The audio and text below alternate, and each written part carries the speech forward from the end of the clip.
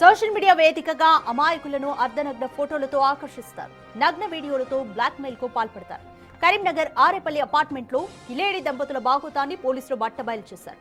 ఆరేపల్లిలోని Shri Sai Nivas apartment లో నివసించే భార్యాభర్తలు విలాసవంతమైన జీవితం కోసం అడ్డదారి తొక్కారు. ఇన్స్టాగ్రామ్ లో అందమైన ఫోటోలను పోస్ట్ చేస్తూ శారీరక సుఖం ఇస్తామంటూ యువకులను, బడా వ్యాపారులను తమ నివాసానికి పిలిపించేవారు.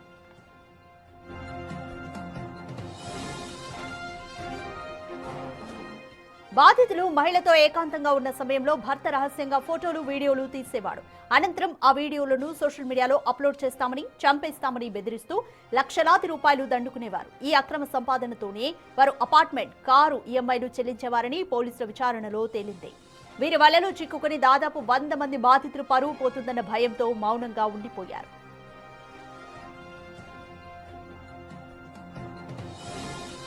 అయితే ఇటీవల ఓ వ్యక్తిని 15 లక్షల వరకు ఇవ్వాలంటూ వేధించడంతో బాధితుడు పోలీసుల్ని ఆశ్రయించాడు.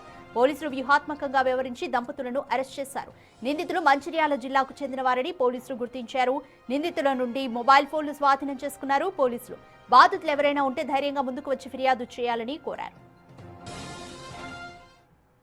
అట్టి ఇన్స్టాగ్రామ్లలో భార్యాభర్తలు కలిసి నగ్నంగా ఉన్న ఫోటోలను మరియు ఆమె నగ్నంగా ఉన్న వీడియోలను తీసి ఇన్స్టాగ్రామ్లో పోస్ట్ చేయగా అట్టి పోస్టులను చూసి చాలామంది యువకులు, వ్యాపారస్తులు అట్టి వాటిని చూసుకుంటూ ఆమెను ఫాలో అవుతూ ఆమెకు మెసేజ్లు చేస్తూ ఆమె నంబర్లు తీసుకొని ఆమెను సెక్స్లో పాల్గొనాలని చెప్పి అడగగా ఆమె దానికి సరేనని ఒప్పుకొని తన ఇంటికి దాదాపు సుమారు 100 మంది వరకు పిలిపించుకొని వారితో నగ్నంగా సెక్స్లో పాల్గొంటూ అట్టి సెక్స్లో పాల్గొన్నట్టున్నటువంటి వీడియోలను తన భర్త తన ఫోన్ ద్వారా వీడియో తీసి అట్టి వీడియోలను ఫోన్లలో బంధించి వారు రమ్మన్నప్పుడల్లా రాకపోయిన ఎడల వారికి అట్టి వీడియోలను చూపిస్తూ బయట జనాలకు వైరల్ చేస్తామని లేదా మీ బంధువులకు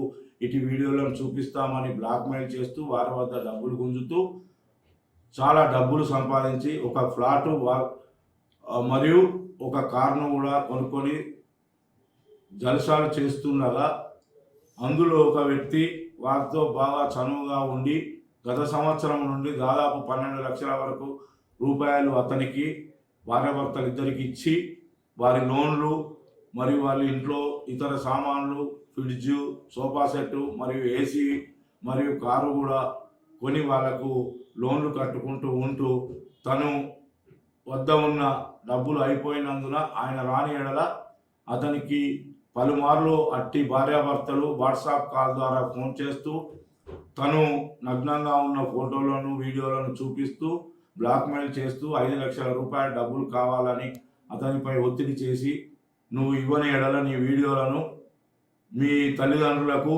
మరియు బయట వైరల్ చేస్తామని చెప్పి అలాగే ఇవ్వకపోతే కూడా నిన్ను ఎలాగైనా ఏదో విధంగా చంపుతామని చెప్పి అతన్ని బెదిరించగా వారి వద్ద ఉన్న ఫోన్లను మేము తనిఖీ చేయగా అట్టి ఫోన్లలో నగ్నంగా ఎంతోమంది సెక్స్లో పాల్గొన్నట్టు వీడియోలు కూడా కనపడగా వారు నేరం చేసినట్టు రుజువైనందున వారిని ఈరోజు పోలీస్ స్టేషన్కి తీసుకొని వచ్చి తదుపరి చర్య నిమిత్తము వారి ఇద్దరు భార్యాభర్తలపై అరెస్ట్ మెమో జారీ చేసి మెజిస్ట్రేట్ ముందట ఆధారపరచబడుచున్నది.